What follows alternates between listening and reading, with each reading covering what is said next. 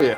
All right, man. We back. Ladies and gentlemen, boys and girls, children of all ages. Let me tell you, I'm here to get my shit off right now. I already know. I already know. You had something on your mind and you would focus on it. And you told me before the show, like, I'm finna you ready to just go off. I'm finna get it off. We a little overdue, but ladies and gentlemen, boys and girls, children of all ages, Woodward Sports brings to you its tag team champions of the world, JBKG.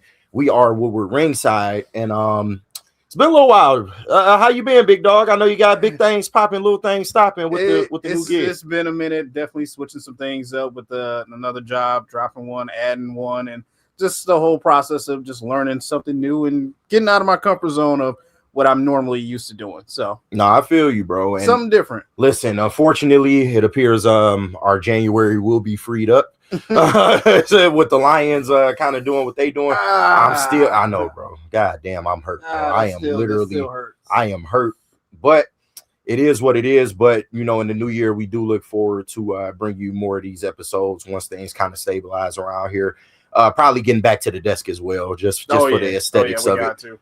Shout out to people that we're gonna be doing stuff with. Looking forward to doing some things with MMT in the new year. Shout out Man Muay Thai. Yeah, big shout out to them, and just we gonna keep this train rolling as long as they allow us to do so. But we ain't even got to mess around, bro. We can just jump right into it. I do want to give you this icebreaker, just something to chew on while we discussing the events of the Jake Paul Anthony Joshua fight. Boy, I'm about to get it off. But set it off in this little Woody. What's up? Hey man, sometimes you can just tell some shit is gonna happen before it even happens, bro. Like all the signs was there, and I'm gonna walk you through it. But let me give you this icebreaker. In terms of wrestling, like we didn't get a chance to come here and talk about War Games. The Cena retirement tournament happened. The retirement has now happened. We're a little bit late, but where do you rank John Cena all time? What are we doing? Like top 10, top 5? Just where do you rank him as far as greatest wrestlers? He would just probably be out of the top 5. I think 6 is a fair spot. We ain't got to get an answer now, but just take some time to think on it. Yeah. We'll reapproach this when we talk about the Cena retirement, because that's probably what we'll end on today. But definitely had to get into this Jake Paul and Anthony Joshua fight. I know you was tapped in. I was a little late to the party, but once I saw it, it brought joy to my heart, bro. It showed me that there's still that's so wrong that it brought joy. No, this man getting defeated. Listen, bro, it showed me that there's still a shred of realism in this world of AI and cockamamie bullshit that we deal with on a day-to-day basis. It showed me that it's still a little bit of realism in there, dog. But I'm gonna let you elegantly give your thoughts on the whole thing. And then I'm gonna walk you through some things, because there were signs. Let's just say that. I promise you, if you watch this thing in entirety like I did, there were signs that the result was going to be the result. But go ahead, JB. Please tell us what you thought about the Anthony Joshua Jake Paul. So I was a little late to the party as well, too. Like, I knew it came on at 8:00, but I honestly thought that, you know what, they're not going to come out there till damn near 10:30, 11 o'clock. Shit, yeah, later than that, damn near. Later than that. So I'm like, all right, I'll flip back and forth between watching that and the football game that was going on at the time. Watched most of the football game, then flip back over to see that the ladies were still fighting. And then like, all right, cool, soon enough, boom, main event was about to take place. Do a little filler spots with some of the announcers and whatnot, getting their perspective. Layla Ali was there, so shout out to her. Big shout out to her. But man, just from the walkout to seeing them training in the back, like I knew this is not gonna end well. This really not gonna end well. And honestly, the fight really didn't get started until round 5. In my opinion, because Anthony Joshua was sitting there trying to square up with Jake Paul, and he was pulling the I'm blanking on his name, but just bouncing around the ring, ducking every single thing. More like Floyd Mayweather. Yeah, Floyd, Oh, okay, Floyd. yeah, he's pulling the Floyd. He was pulling the Floyd, basically just bouncing around, trying to outlook, trying to dink dunk jab whenever he could. He got a couple spots in on Anthony. I give him credit for that, but all that shit's gonna tire you out, man. The deeper in the rounds you keep going, and that's what happened at round 5. He was just sitting there trying to survive, and I mean, Anthony pieced him up a couple times. He felt the power, and I don't think he wanted any smoke from that, because you seen him get tired. He started dropping his hands. He's not protecting his face, and then for some odd reason, I don't know where his defensive strategy came from, but he probably needs to start watching the Pornhub all the time, because the way he was dropping down to my man's waist was just awkward. I don't know what was going on at this point. I'm looking at the ref like, are we doing something? The ref even had to tell him, like, hey, the fans ain't paid to see this shit. Like, get this shit together. Shout out to the ref, though. The ref being a real one out there. Being a real one. Hey, we ain't paid to see this bullshit. Like, stop. Y'all better fight and fight. Oh, man.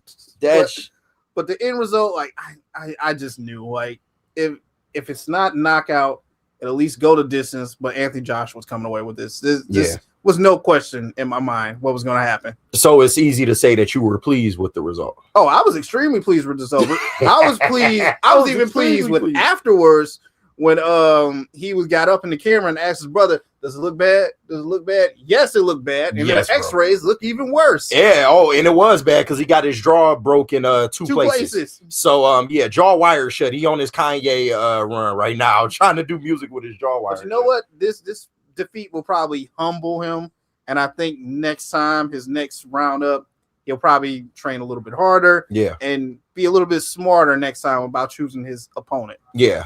First and foremost, I got to give a shout out to Netflix production on this fight, bro. Hell of an improvement. When they do live events, it's almost like you watching a movie, bro. Like, the cameras is fucking fire. They made the event feel like it was larger than life. Even though that this was a sanctioned fight, by the way, like, this went on the records of both of these men, sanctioned by the state of Florida. So this wasn't just an exhibition. Yes, it was an 8-round fight, but this was no exhibition. So, but no, they just made it feel like it was a big time fight, bro. And shout out the announcer, Big Mo. I think he is the next Bruce and Michael Buffer in the making, bro. I ain't gonna lie to you. I did like him. The intros, woo, it was the fire on the intros, bro. Shout out to Big Mo. I'm normally a fan of Mauro Ronaldo. You know, he's done WWE before, and he's big in the boxing world. He does a lot of boxing events. They was trying their best to sell Jake Paul in the first couple rounds, but we'll get there. But I think after a certain amount of time, even they couldn't cover this shit up, because let's be real, like, this was Netflix, but this was also an MVP production, which is Jake Paul's promotion team. And he's getting to the bag. Hey, for you getting your ass whooped like that, $92 million is pretty good to rest your injuries on. So $92 million. Jesus Christ. But let me just tell you right now, bro. Sometimes the culture wins, bro. So sometimes there ain't many times that the culture just gets an outright victory. But this is one of those times that I'm here to celebrate it, man. We ain't even in February. It's not Black History Month. It's not Black History Month. But and listen, Anthony Joshua fighting out of London. He is a UK Black, but he put on for the culture in this one, dog. So let me take you through this. So I'm watching this, right? I'm hyped. You know, I'm hyped. I kind of knew what the result had been, just because you really can't avoid it. If you didn't see it live, then it's hard to avoid. You got to pick up your phone at some point. So I had saw little tidbits, but I mainly was like, you know, I like to watch a boxing fight throughout and get a whole sense of the fight. So I was like, I can't wait to dive into this. So I'm at the crib, I'm turned up, I'm ready. Big Mo got me hyped with the intros, but the ring walk, let me tell you, bro, this shit was over. This shit was already said and done just from the ring walks alone. Because, all right, let me tell you. All right, so Anthony Joshua comes out first, which is no surprise. He's the challenger. They really made Jake Paul seem like a main event type guy, but he was all business, dog. And shout out to the fit. He had the camo fit on, very, very fire. No frills, no smiles. Freeway was rapping him to the ring for all my hip hop heads out there. Freeway did his intro song to the ring. So this already tells me that, oh shit, he not here to take a check. Bro, I'm not lying, dog. When I saw that ring walk, I'm like, oh shit, like, oh, I think Jake Paul might have fucked up this time, bro. I'm not gonna hold you. So he comes out to the ring, he all business and everything. Jake Paul comes out in the fucking Hulk Hogan fit, bro. And you're fighting a black man. You came out the Hulk Hogan fit. And not only that, you had Tekashi 6ix9ine wrap you to the ring, and he dropping N-bombs all over the place. You thought the culture was going to stand for that? You really thought the culture was going to stand for that? Where has Tekashi 6ix9ine been lately? In the house arrest? Well, boy, let me tell you, he's kind of been MIA since the infamous Planet Fitness beatdown that he got from some gang members of the Latin Kings faction. And ever since then, I mean, he still does music and shit like that, but he don't have near the same impact that he did. Same impact a couple years ago. Listen, not to do a deep dive on Tekashi, but if you're a hip hop head and you've been paying attention, you know that, you know, some of the court stuff that has happened with him pretty much snitching out the Bloods that were protecting him and shit like that. Tekashi has a very, very nasty track record. And this is who Jake Paul chose to do his ring walk with. And I knew instantly, like, oh, bro, like this is unforgivable. And I peeped the Hulk Hogan attire, but I'm just like, you know what? Maybe he just took the design and it says something else. It doesn't say no Hulkamania on it, but no, it does. It had Paul on the back, but in the front, it still says Hulkamania. Like, bro, and then he had Tekashi, I guess, remixed the Real American, because you know how I feel about that song. Like, the song is fire. Yeah, song is good. That is an all-time wrestling intro song for anybody. And when Hulk Hogan had it, he was that dude back then. But bro, you started off with the Real American lyrics, and then it just went into him saying the N-word 12 times, bro. Like, it's just, you really thought the culture was gonna stand for this. Listen, I know Anthony Joshua is British, but the culture was not gonna stand for this, dog. This was for the ancestors, dog. I ain't gonna hold you. This fight was the ancestors getting they get back, because it's been too long. We don't appreciate what you did to Nate Robertson, Jake Paul. We didn't forget. We didn't forget. Oh man, this was oh my god, this was amazing. So Big Mo, shout out to him. He got the big introductions. I'm hyped, and the fight starts, right? All right, so we in round one. And I think it was clear, like, most people were trying to make the assumption that, you know, Anthony Joshua, who does have a history of not faring well when fights go into deep water, they were trying to paint the narrative that the longer this fight goes, the more it favors Jake Paul. But to me, and listen, I know this may have been boring because I know the fans was kind of getting upset and, you know, the lack of action and shit like that. They were booing early. But for people that watch boxing like enough, this was an entertaining fight. Not from the standpoint of it was competitive, but from the standpoint of after the first minute, you can tell that Jake Paul bit off way more than he could fucking chew. And listen, I think he was the only one sweaty after the first round. Let's be real. And listen, I think the game plan was obvious for Anthony Joshua. He was going to come in here and wait for Jake Paul to make a mistake and counterpunch the shit out of him, which is why he followed him around the ring. Yeah, I'm going to chase you around this ring and all that, but I'm just going to walk you down. I'm going to let you get your little shots in. But the funniest part of the first round, so it's a lot of dancing in the first minute, right? Then Jake Paul throws a jab.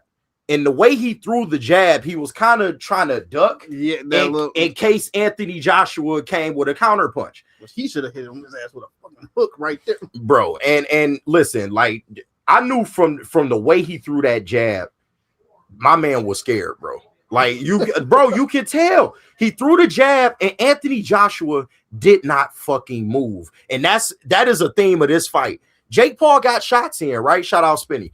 Jake Paul got plenty of good-looking shots in on Anthony Joshua. That's fair. The problem is Anthony Joshua didn't fucking move on any of them. Bro, he was unfazed. It was like he was punching a tank. He was punching a tank. So he gave him the jab, right? and he snuck back out, started dancing again, and at that point, he trying to gauge where Anthony Joshua was at. So he came in again, gave him a little 2-piece combo, pat pat, and Anthony Joshua came with a counterpunch hook that missed, but the force of it. I was gonna say that one of the force I seen behind that was like, bro, when Jake Paul stepped back, and listen, if for anybody that want to go back and watch, I bullshit you not, go back and watch. When he missed that hook, Jake Paul stepped back and the look in his eyes said, "Holy shit, bro!" And guess what? The next action was he went to the ground. He tried to tackle Anthony Joshua in the first round. You don't do that shit in the first round. Was it the first or second round where he actually kind of tackled and rolled over? It was the first round. So that tells you right there that, okay, I bit off more than I can chew. I'm scared of this man's power, and I need to avoid him at all costs. So he starts hugging him and starts tackling him in the first fucking round, bro. And it only got worse from here. He tried to do whatever he could to slow him up. And the funniest part was, meanwhile, Jake Paul is trying to tackle him. He's getting shots in, but he's running around the ring the whole fight. And Anthony Joshua is getting more and more pissed as the fight goes along. The look on his face was like, he was getting so bad. Bro. He was getting so fucking bad. But I give him credit. Through the first 4 rounds, I would say, even though Jake Paul was doing all these antics, he still tried to stick to the game plan. I'm gonna wait for him to make a mistake, and I'm gonna fuck him up when he do. I thought it was so funny too. Shout out to Theo Chambers, Crunk Gym's finest, who was in Jake Paul's corner. At the end of the first round, the funniest shit, he was telling him, "Look, he is trying to square you up. Don't lean in when you try to come in for a punch, or he's going to punch the top of your little fucking head." Verbatim, this is what he told Jake Paul, bro. Verbatim. And Theo Chambers ended up being correct. But shout out Theo, man, Detroit's finest. I had to give him a shout out. But he was trying to warn Jake Paul in pretty much black people terms. He don't take your head off. He gonna fuck you up, big dog. Like, if you make one mistake, it is over, bro. So even at this point, going into round 2 and 3, the commentary is still trying to pass off like, Anthony Joshua, he said that if he didn't knock him out by the second round, that this is kind of a disappointment, and they is singing Jake Paul's praises. But what I'm seeing is this man is fucking terrified, right? So it gets to round 5. Or I believe it was either the end of round 4 or the start of round 5. Anthony Joshua is pissed the fuck off at this point. The referee done already had to say, "Hey, stop the tackling." I think Jake Paul got a point deduction as well. So this turned ugly fast. Something else happened as well too. I think once they went to the ground and the ref was trying to pick them back up, I guess Jake had a call of he got hit below the belt. And no, he didn't. And then he didn't. They gave him a minute worth of time to recover. And if you saw the replay, his nuts didn't get touched at all. Yeah. So my man was buying time. The classic strategy. I give Jake Paul credit for getting in the ring with a fucking monster. But the whole time I'm watching this shit, I'm like, bro, you were outclassed in every way, shape, and form. The tail of the tape looked fucking silly. This man has a 5-inch height advantage. He has a 6-inch reach advantage, and he has a 30-pound weight advantage on you. Don't look you good. Should not be in the ring with this man. It don't look good. All right, so we get to, I believe it was the end of the 4th or the start of the 5th. The round starts off. Anthony Joshua was pissed off. And I know at this point, he was sick of waiting on Jake Paul to make a mistake. He started headhunting. He started coming after him. And there was a point early in that round where Jake Paul tried to throw a punch, and he ducked down and he caught an uppercut, a nasty uppercut from Anthony Joshua. And at that point, it was sayonara. It was over. It backed him up a little bit. And I think, didn't he trip and because he was hurt. It was he wasn't slipping. He was fucking hurt. That uppercut, he felt the power of that uppercut, and he was not the same since, bro. And after that, it was all Anthony Joshua, bro. He started beating that boy left and right with hooks, counter hooks. It didn't matter, bro. He was laying it on him, dog. It was bad. It got ugly. Jake Paul kept going to the mat, but you knew he was fucked up. shout out to Maz, man. I know he enjoyed kept this going fight. to the mat and he kept going to his knees pretty much. And good on the referee, because you know the first couple times, or like I think it was like 4 times really. Yeah, he got that Jake Paul. That Jake Paul went to the ground. They kept trying to say it wasn't a knockdown. He was slipping. I'm like, bro, he's intentionally going to the ground after punches. That should be classified as a knockdown. But the ref didn't slack. Like he counted 6, 7, 8. Okay, all right, go. Bro. And it was clear as day once round 5 got here. Like you said, that's when the action picked up. Mm-hmm. And it was clear in round 5. Jake Paul is hurt. His legs, he's on wobbly legs, and it's only a matter of fucking time. And I think he only lasted a piece of a round after that. Once he backed him up in that corner, that was it. And that was all. And that's what Anthony Joshua was waiting for the whole time. Albeit he had to get a little more aggressive and go kind of make him make the mistake. Go after it. But once he caught him with that power, it was over, bro. And like you said, he caught him in the corner, and it was hook, counter hook until they I'll kill you in here. Like it would throw the damn towel. Like it was throw the damn towel. It was fucking embarrassing, bro. Oh my God. But shout out to Anthony Joshua, bro. You fought a great fight. I'm sorry I had some doubts coming in because I didn't have no doubts. Like, you the man, Anthony. Like, look, you taller than him as it is. KG, you said the tail of the tape. Like, bro. This was a no-brainer for me. I'm sorry. The culture won on this night. And I was worried just because in terms of track record, Anthony Joshua had kind of been on the downturn of his career, I guess you would say. And he needed, and I don't think a victory over Jake Paul really catapults you, but it does get your name back in the conversation. Okay, we need to start taking Anthony Joshua seriously. He's a former champion. Like, and he should have, and in reality, Jake Paul had no business getting in the ring with him. But all of the antics from Jake Paul throughout the fight, him even after he got stunned, he's sticking his tongue out, he dropping his hands. You disrespected that man the whole fight, and you got what the fuck you got. Yeah, I just don't. Well, one is the Paul, so obviously they're going out there as entertainers as well. Too. No, that was the whole Showtime and antics. Go sell a fight, make it entertaining, and send the fans home happy. Which I think a lot of fans were happy with the result. Oh, a lot of fans were definitely happy. I mean, Anthony Joshua still at the end of the fight held Paul's hand up, saying, gave him all credit in the world. Yeah, even his brother got in the ring and gave him some credit too in the after stuff that happened. His brother got into it with the crew. Anthony Joshua's crew for trying to play around after the match, and they weren't really up for it. But still, it's just funny. You knew what was going to happen. It's just funny how some things work because he was supposed to fight Gervonta Tank Davis, and although certain situations happen, although Gervonta was kind of at, I don't want to say the peak of his career, but he was in a little bit better position than Anthony Joshua has been of late.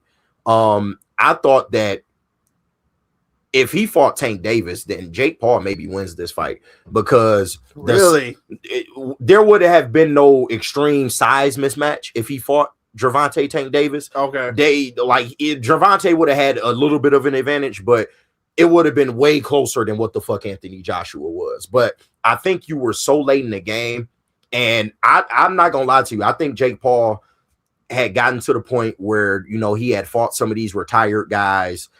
He kind of started feeling himself a little bit. And he really came into this fight thinking that I maybe got a chance to knock this guy out. He even said it like he was gonna knock him out by between, I think he said rounds 4 and 6. He was gonna knock him out. But once the fight started, it was no way in hell you were gonna even come close to knocking out Anthony fucking Joshua. Bro, every punch that he connected on that was clean, Anthony Joshua, it's like it didn't even fade. It was like a mosquito bite. It was fucking, man. But I'm glad things happen this way. I think that Jake Paul, and I even told you, like, I still think Jake Paul has improved in the ring. This fight notwithstanding, because let's be real, you embarrassed yourself, bro. You went out there and once you start dropping to the ground in the first round, it was an embarrassment, bro. And it was only a matter of time. But I do think he is still getting better in the ring. I give him credit for getting in there with a fucking heavyweight. That is, bro, you're not even in his weight class, bro. So the fact that you got in there and mixed it up with him, All credit in the world, bro. Because I wouldn't have did that shit. I wouldn't do that shit either. I'm sorry. But listen, $92 million is a hell of a payday. And thank you, Anthony Joshua, for understanding the assignment. Not only am I going to collect the check, I'm not coming here to lay down. Oh, best believe. Gervonta Tank Davis, it might have been a conversation of, okay, I might pull some punches in this fight. I might take a fall. You wasn't getting that with Anthony Joshua, and you could tell it by the ring walk. I'm about my business, and that is it. That man was focused from the time he walked out there, bro. Ah, man, what an amazing fight! Is $92 million worth getting your jaw broke? Yes, but I'm not gonna lie, bro. But he would have got me for they went 6 rounds. He would have got, bro.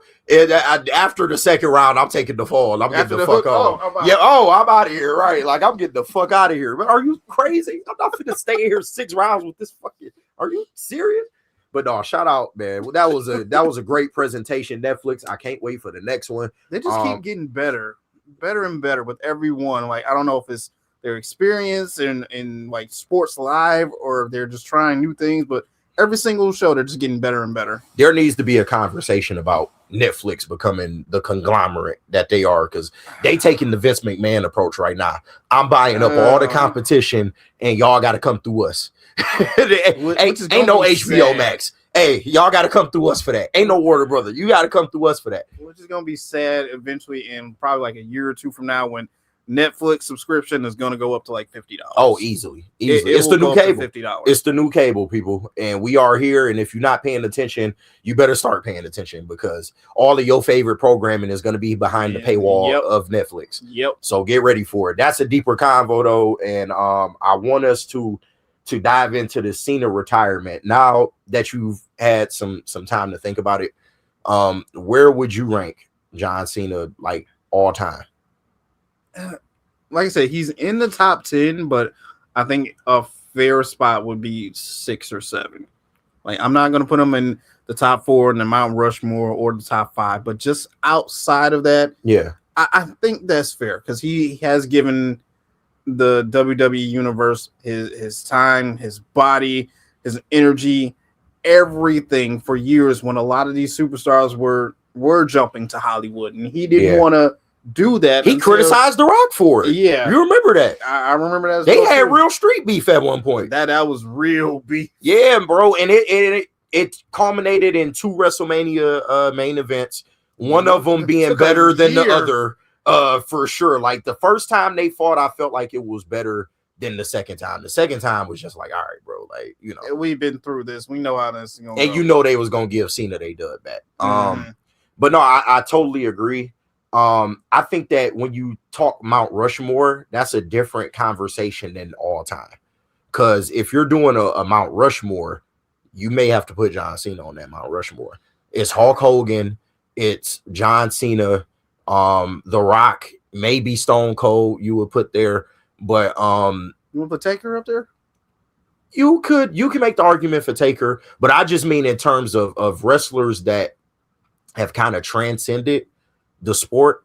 John Cena is one of those people. He is this generation's Hulk Hogan, whether you like it or not, whether you agree with it or not. That is what he is. And I felt bad for the 2000s kids that were watching the Cena retirement match, that were hoping that he was going to get the dub, because if you grew up in the 2000s, like, this was your guy. Yeah. Like, you got to think about it. Like, we come from an older era, and that is why I'm a little more harsh on John Cena, because I know what the 90s brought us. And even the 80s to a certain degree. I know the type of the edge the 80s had, the attitude the 90s had. Right. The I guess flashiness of the 2000 or culture of the 2000s, especially with the spinner belt. Yep. The Vince's do-rag era. Right. Which they heavily bit off hip-hop. I don't necessarily blame Cena for that, because Stephanie is the one that said, hey, start doing these raps on the bus and we're going to try and get you some TV time. And look what it turned into. If we're talking all time, I would have to say, and listen, people going to accuse me of being a hater. Some people you pushing them back further? I would say top 15. 15. I would say, but I look at all time as like, okay, it's not just you don't have to be a ring technician to be the greatest of all time. Like, look at Stone Cold. That's my GOAT. He was not necessarily a ring technician. Could he go in the ring? Yes, but he was a brawler. Like, some of his matches didn't even look pretty, but it was sold you on just him. Thank you. That part. So that's why, like, I think you got to account for a lot of things. I think you got to account for presence, some in-ring ability, promo. I like the total package, like everything, all encompassing.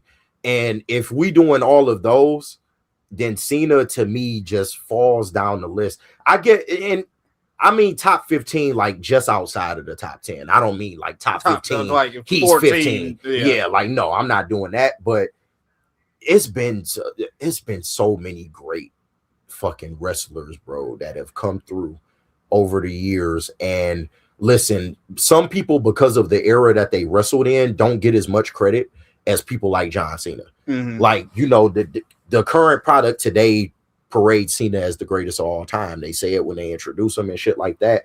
And to a current modern audience, it's hard to argue. They gave him all the championship wins. He is the one that finally beat Ric Flair's record after all these years. They gave that to him.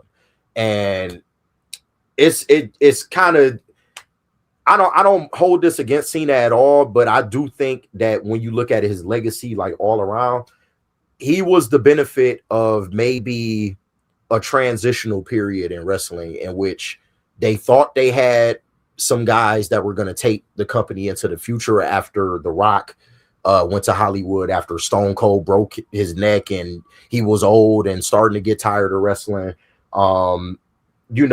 Triple H, was still kind of prevalent, but there was no real names. Yeah. And you're trying to build people like Brock Lesnar and Randy Orton, who from an in-ring standpoint were far better than John Cena. But Brock Lesnar entertained the NFL and he played for the Vikings, and then he wanted to go to UFC. Randy Orton, a lot of outside stuff got involved with him. Young, didn't really know how to handle the pressure of all this being a lot of extracurriculars with Randy Orton. So although he is an all-time great, they never really got behind him like they wanted to. But here's John Cena, who came from the same graduating class that we all say is championship wrestling. Yep, that is the 03 draft of wrestling. That you had Shelton Benjamin, Brock Lesnar, him. Who else came out of that class? It was one more guy, but no, that was deemed as one of the most like best up and coming classes ever. And here is this guy who they trying to figure out how to get him over. And he comes out, he does the ruthless aggression spot. That's all well and good on Kurt Angle, but they still kind of struggling to make him appeal to a large audience. So mid 2000s, of course, hip hop is dominating, and they decide to lean on that. And then you get the Doctor of Thugonomics, that takes off like a fucking rocket. Word life, basic thugonomics. Listen, I'm not gonna hold you, bro.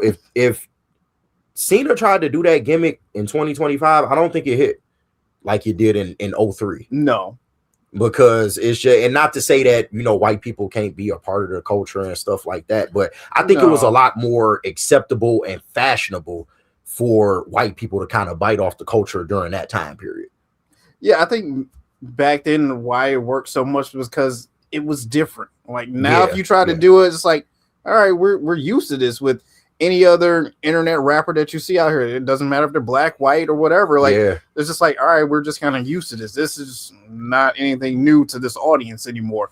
Whereas back then, it was like, all right, you kind of had Eminem, this one little white rapper. And then like, oh, Kid Rock, he can kind of rap as well too. And then it's like, oh, John Cena, all right, this is something different. I ain't gonna lie. He had some bangers on that CD too. I still bang that CD. No, I ain't gonna lie. Aside from the My Time Is Now, which some people hate that song to this day, but it's a goated theme. Yeah. I ain't gonna lie. Like, it's a goated theme. And it's worldwide. But a bad man. Don't fuck with John Cena. I'm a Bad bad man. man. Hey, In my hand, I'm a bad man. dog, I ain't gonna lie. He had some bakers on that bitch, bro. Right now, the Yeah, soft kind of bro. like gangster. I'll never forget it. The album cover with the championship belt on there, bro. Like he has some bangers, dog. But It's just another day in the life. dog, I ain't gonna. Dog, I was banging Bad Man like last week after the retirement. It was in the YouTube algorithms. And fuck, I clicked on. I'm like, dog, I forgot about this shit, bro. But he had some bangers. The video. Did you ever see the video for it too? Yeah, dog. The video, the A-Team, the fucking A-Team, dog. Hey, dog, that's goated, bro. I ain't gonna lie to you. And you got to give him credit, bro. He took something that could have easily flopped, and he ran with it, bro. And it turned from that to, okay, we gonna give John Cena the chance to kind of break through mainstream. We got this new movie company that's coming out under the WWE name, and we gonna throw him in a movie. And I'm sure you've seen The Marine. Oh, of course. And to be honest, The Marine was a good movie. Yeah, the first one, for sure. Yeah, once you started doing remakes and 2, 3, 4 sequels, all that stuff, it was terrible. But the first one, the first Marine, all right, this was legit. This was a good role for John Cena to be in, especially during that time, because he was kind of making this transition from the hip hop Dr. Thugonomics kind of heel character that turned face and the people got behind him. Now he's kind of moving into this military style guy. The camo, the jean shorts. Exactly. And that is where he really just broke big. I remember them doing, the tribute to the troop shows, and Cena was real big over there. He was big, bro. And he got behind him. He was doing the military training with the soldiers and shit. People fell in love with that, bro. And I will always respect Cena for the way he has given back. Maybe not so much in wrestling during that period, because he's giving back at the end. I give him all the credit in the world, pushing Gunther and shit like that. Like, he has really made an effort over the last 3 years that he's been involved to give back. And I give him credit for that. But during that time, maybe not so much in storylines, but the way he engaged fans, bro, like the most Make-A-Wishes ever. Do you know how much energy that takes, bro? Even if you're just the time, like I don't know anyone who has, I guess, the bandwidth in a day to sit here and do all of this, to process all of it. Maybe Cody Rhodes, because he's kind of that. I don't even think Cody got it like that. Cody kind of a dickhead. Like, he got dickhead tendencies. Like, not in a bad way. I just mean like it's nothing I've ever seen, but like maybe you're right about that. I just haven't seen it myself, but like. Cody always seems to take some time. Watch Cody during podcast interviews and stuff like that. He kind of got that little frat boy kind of thing in him, just a little bit. Like I fuck with Cody because he know how to play the game. Like, but if you pay attention to Cody long enough, he gets some shit off. Cody be getting some shit off. But no, bro, I totally agree. And bro, you can be the nicest person in the fucking world, bro. To do that just at the clip that he did it. Unbelievable, bro. And that coincided with him becoming the biggest merch seller maybe in WWE history. I know he's up there. He's definitely up there, because Stone Cold was probably somebody that took wrestling to the next level, and then The Rock kind of pushed it even further once he got to Hollywood. But in terms of like just merch and face recognition, John Cena was the only person since Stone Cold and The Rock that was able to do that. And you talking about greats like Undertaker that came back, Shawn Michaels, who had a renaissance in his second run. These guys were still around and still are arguably some of the best wrestlers to ever do it. Hulk Hogan came back during that time. Goldberg had a short little stint that was the invasion angle. Where we infusing WCW stars and ECW stars, albeit they did it horribly. But that was so many names and faces. The first pay-per-view, yes. Anything afterwards was just what are we doing? The execution I don't think it was the worst, but the execution could have been better. And I think a lot of people would agree with that. Yes. But it was a lot of names and faces around that time, a lot of recognizable names and faces, but Cena was always the one that kind of like stuck out through the bunch. The one you could count on. And you can criticize the matches. I know I have throughout the years. I still hate him to this day for not putting the Nexus over, because what the fuck was that?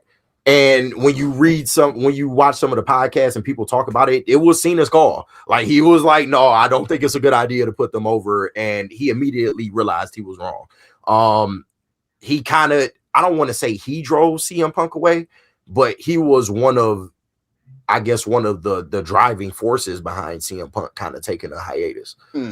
Because of, they were pushing him so much. The organic guys that came through the system and paid their dues, and like CM Punk, that got over on his own, that promo wise was better, and in ring aspects was better. He never got the same shine as John Cena. Yeah. So that kind of led into CM Punk saying, okay, F the company. And, and it was just the Vince way of doing things.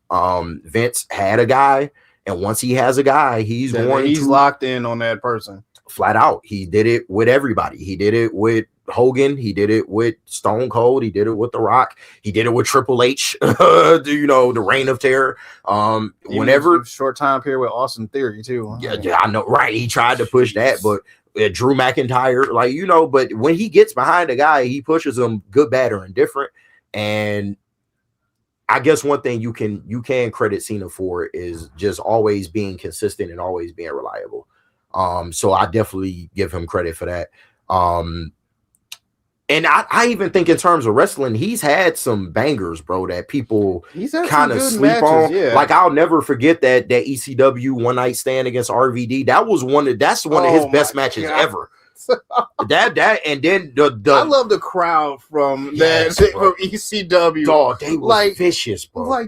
No, we don't fuck with you. This is our thing. We invented this hardcore style. Yeah, what are bro. You doing here right now? Like, when he goes into the ring, just holding up the belt like this, not even looking at anybody. He takes his shirt off, throws it in the crowd. They throw it back. That shit was hilarious, bro. He does it again. They still throw it back. Dog, he was hated that night, bro.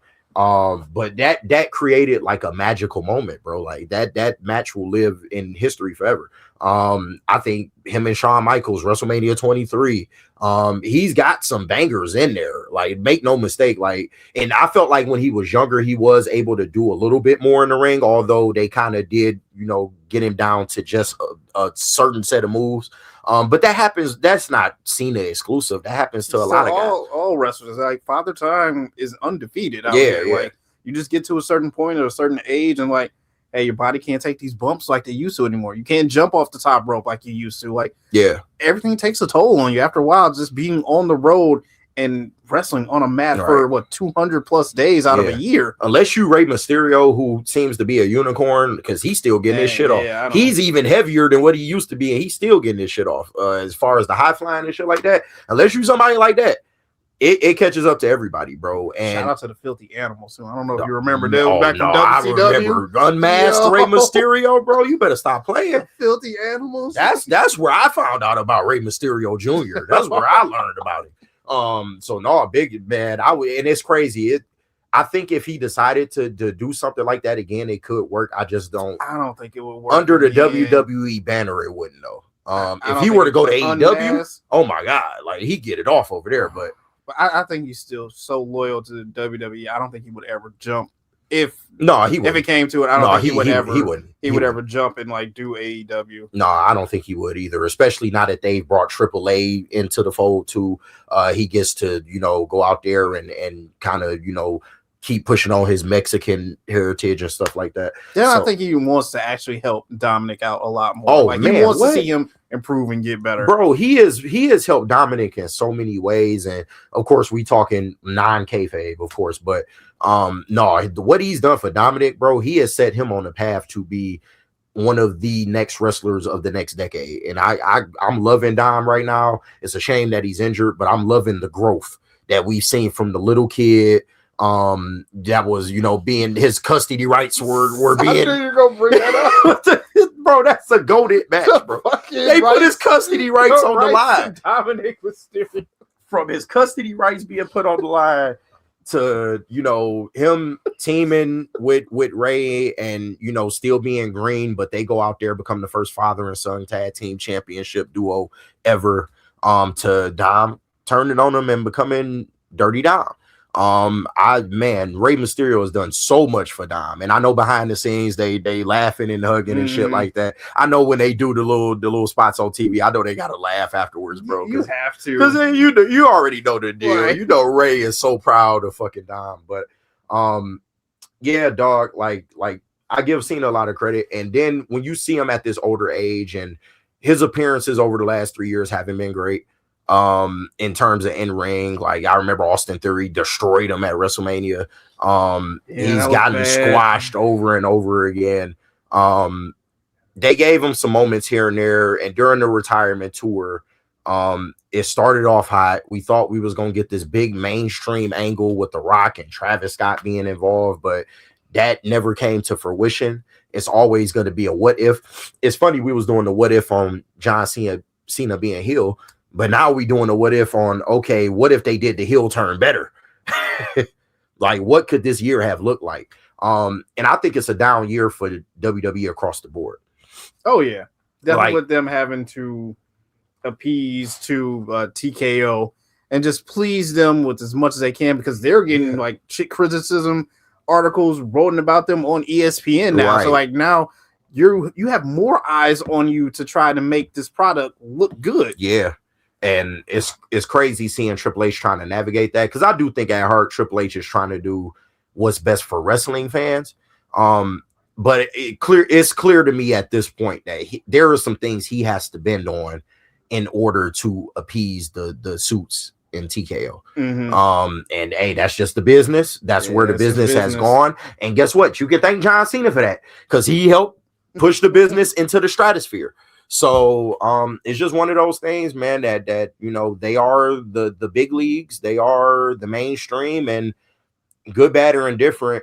John Cena did help contribute to that. And I feel bad for him, bro, because he walking around, if you see him just like walking around regularly or like on the way to like a movie role or something like that, he's hunched the fuck over, bro. Yeah, something's up with his back. I don't know what it is, but yeah, once he like gets out of the ring and he's done, he's walking up the aisle, like you see him hunched over and everything. He's like a fucking turtle, bro. Obviously, it doesn't look the same like once you see him in roles and movies and everything like that, but who knows what kind of painkillers he might be on to try and like just to get through a set, a recording. But man, just take this time away from the ring to recover and I guess fully pursue the acting role now that he has. When I hear him say that he's not coming back, I believe him, because it's just, you can tell it's wearing on him over the years. I'll tell you where that back shit come from, picking up the Big Show and double AAs and FUs and all that shit. That shit catch up with you after a while, bro, lifting 500-pound fucking people. I mean, he's the one I wanted to squat all this shit back in the gym days. Like when he did, I believe his name is still up on that gym board as well too, for like the most pounds in a squat or deadlift. I can't remember what. But when you're younger, you don't really know any better. Like so, feel invincible when you're younger. Like so we've all had that. It's one of them things. But you know, as somebody who was very, very critical of Cena over the years, after I saw the last match, and we can just quickly, you know, break down the last match against Gunther, it had already been prophesized that, you know, Gunther was going to win the tournament.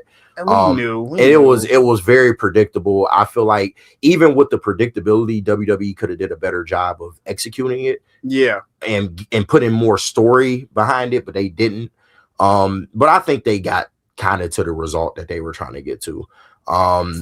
I felt bad, you know, watching Cena tap. The funniest shit, the smile on his face going out was hilarious, bro. Like that just didn't make any sense to me, because like I'm anticipating this to be not the greatest match in the world, but just an okay, good match to send off Cena.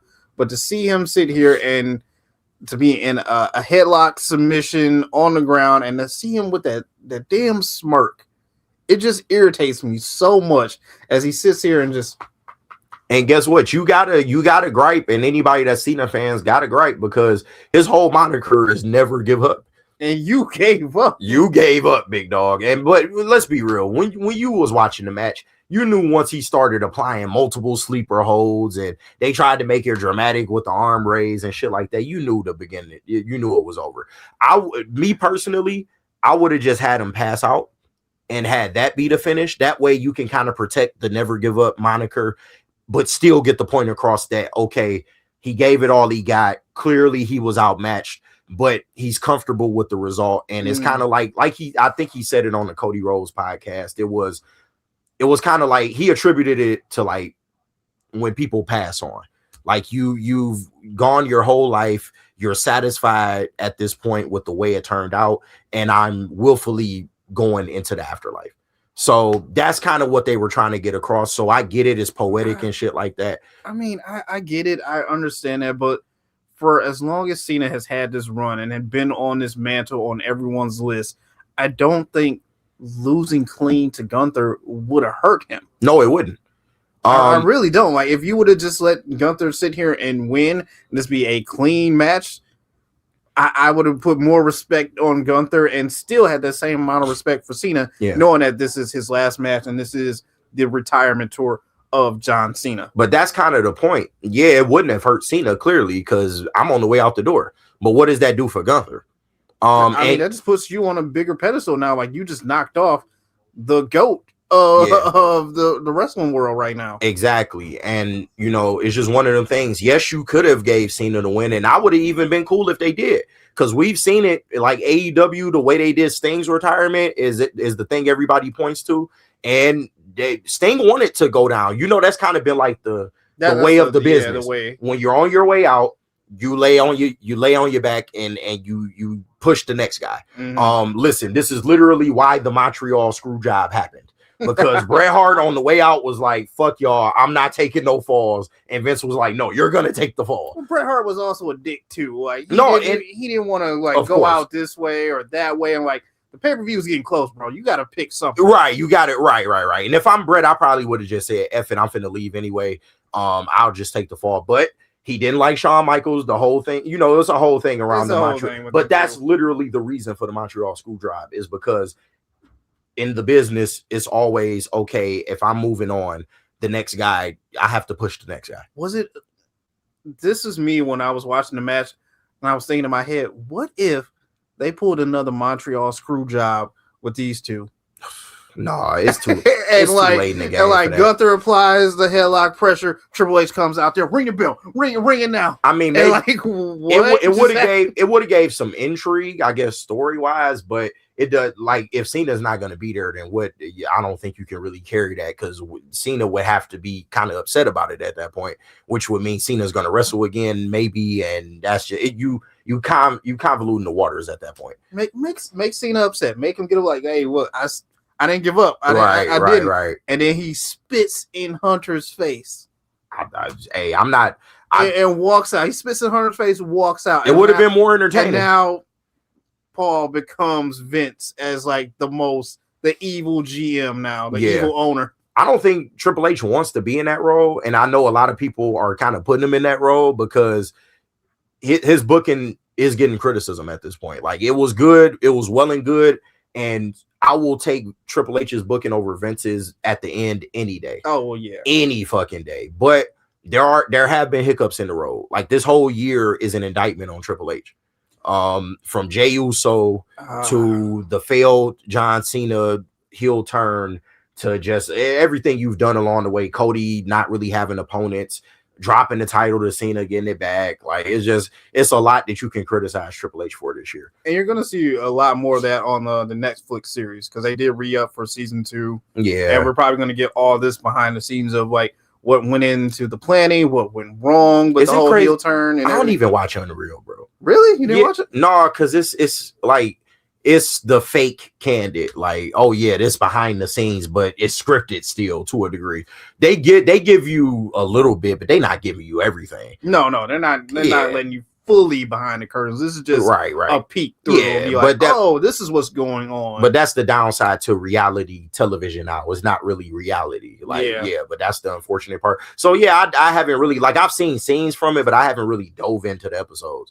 So, you know, there may be some things that come out, you know, about how some of this stuff went down. We already kind of found out, like, Travis Scott maybe kind of tapped out, or that's at least what Logan Paul alluded to on his podcast, that Travis Scott kind of tapped out from WWE, didn't really want to continue the wrestling portion of it, which kind of made them had to change up the tactics. And maybe that kind of led to the Cena failed heel turn. But And we all know The Rock, he was doing other shit. It's a lot. It's a lot. But overall, I felt like they got to where they wanted to get to, but it wasn't the tour itself could have really been done better.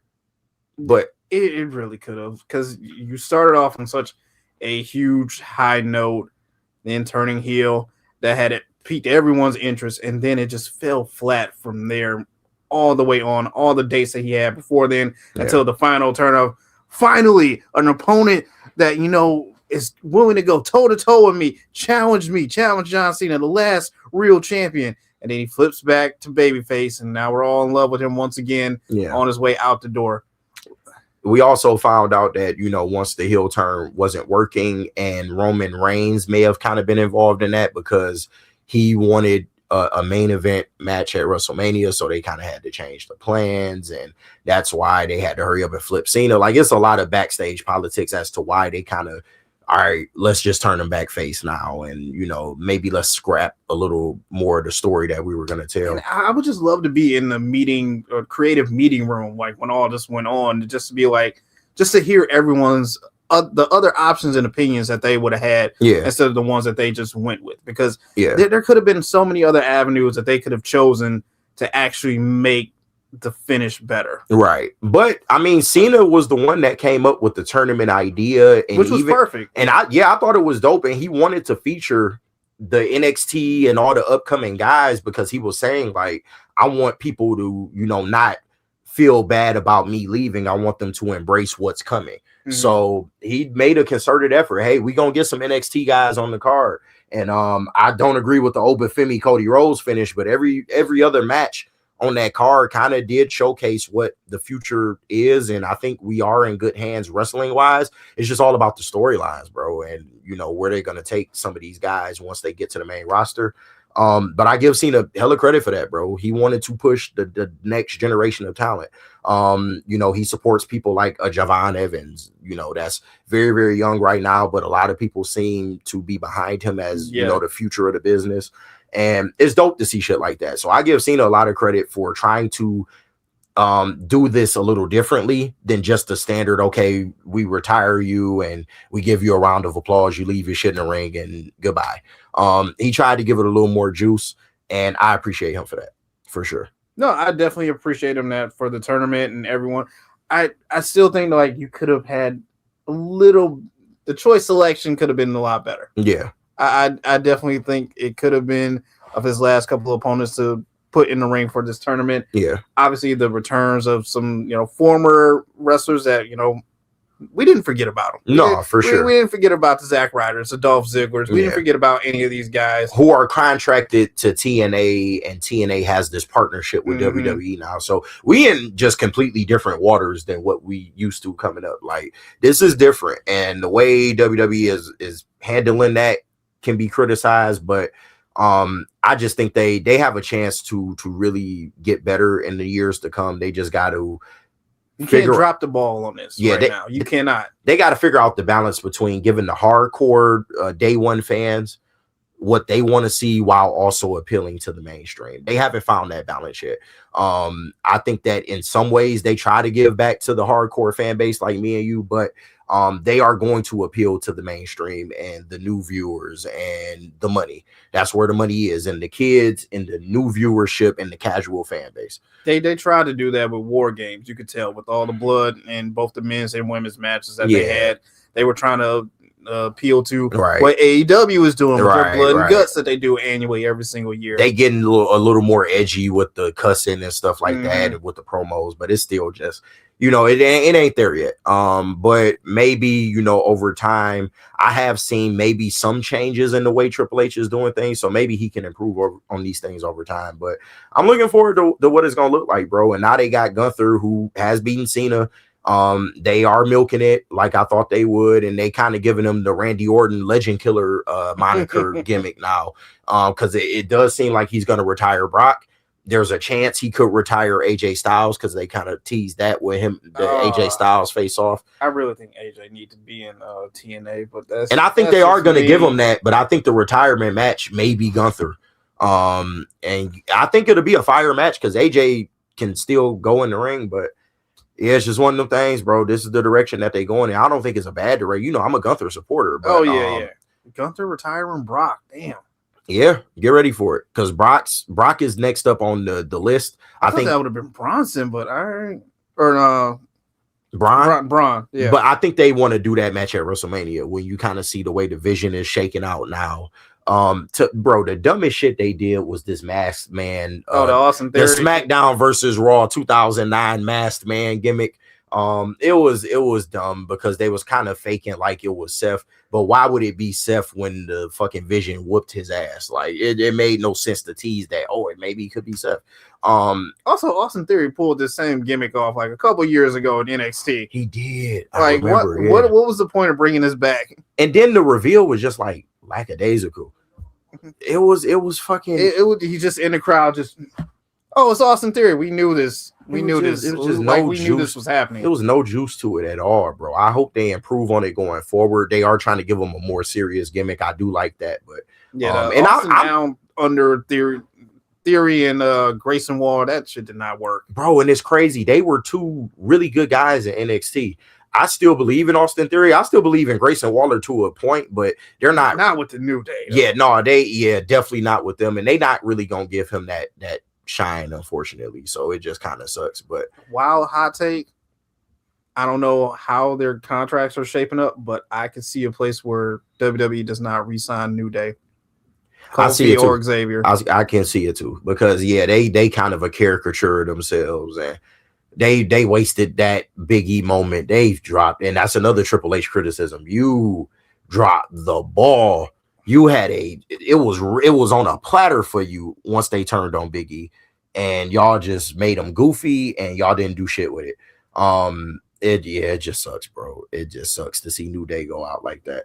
And I hate to see Jey Uso kind of go out like that because they was kind of teasing like, all right, they gonna give him this gimmick to where he kind of is psyching himself out. He can't trust nobody. He going the Roman Reigns route. I just want to be solo. Yeah, now they got him back with Jimmy. What I just don't understand what happened a week prior to that when we got all of that of Jay doubting himself, not knowing what he's going to do next.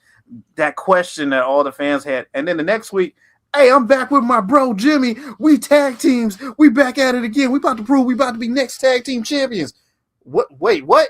Last week you was just down on yourself. Now what is this? They have dropped the ball. Like they dropped. You did the same thing with Bailey. Like I don't know what the fuck's going on there. Like WWE dropped storylines for War Games, and I think it's clear and apparent that. Okay, we're going to start to tease some of this stuff, but when War Games comes, we got to drop it. It's on ESPN, and we got to put the most star power out there that we can do.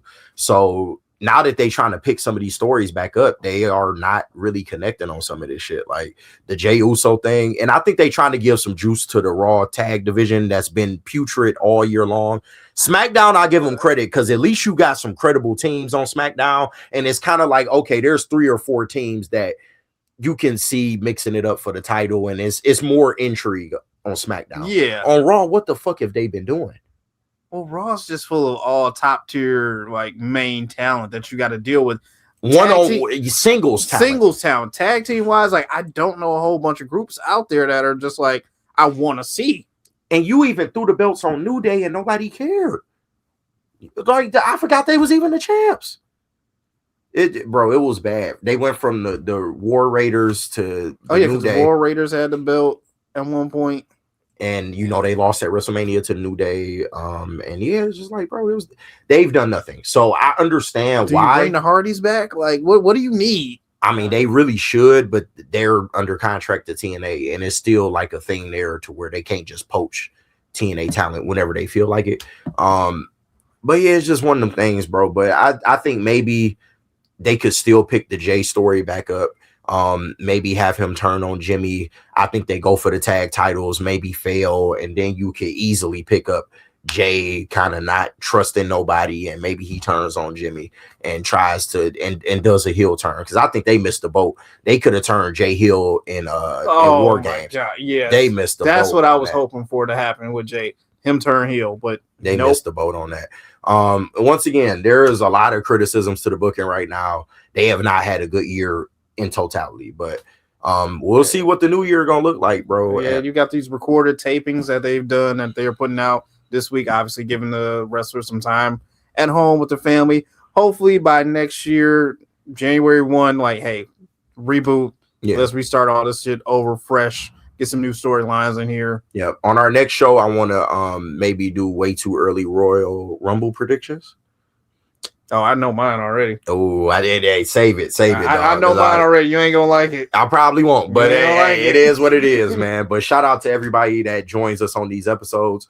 We know, the view count may not be as big as the other shows, but for all of those that tap in, that love, some of the stuff that we talk about, we absolutely appreciate y'all. You 100%. And yeah, we do plan to try to work on some of the production quality in the new year, especially now that we'll have more time because the Lions just take up everything. So it is what it is. Not anymore. We'll see, but I'm tired, boss. I'll just say that. I know you're tired. Right? No, but listen, like this video, subscribe to Woodward Sports for more of this content, and not just shout out to Woodward Wings. They have taken the fucking baton and ran with it. Hell yeah. Shout out to at one point, Flannel was a part of that, but now that he's not here anymore, Justin and Spinny have really fucking picked up the boat, and they have, bro. I'm so happy for those guys and Woodward Wings, bro, and what they've been able to do. So shout out to them. Shout out to Woodward Pistons. I know Kool-Aid and Chris have been killing it with some of the live Piston content, supporting the Pistons because they are the best team in the city right now. Pistons, we got. Yeah, no, for all real, we got bro. right now. And yeah, we hoping to do some things in the new year, bro. There's gonna be some changes that I am kind of hip to, and I think they are good changes. All right. So yeah, I'm looking forward to it. But with that, we will wrap this up. It's been JB, it's been KG. This is Woodward Ringside. Until next time, appreciate y'all. Peace.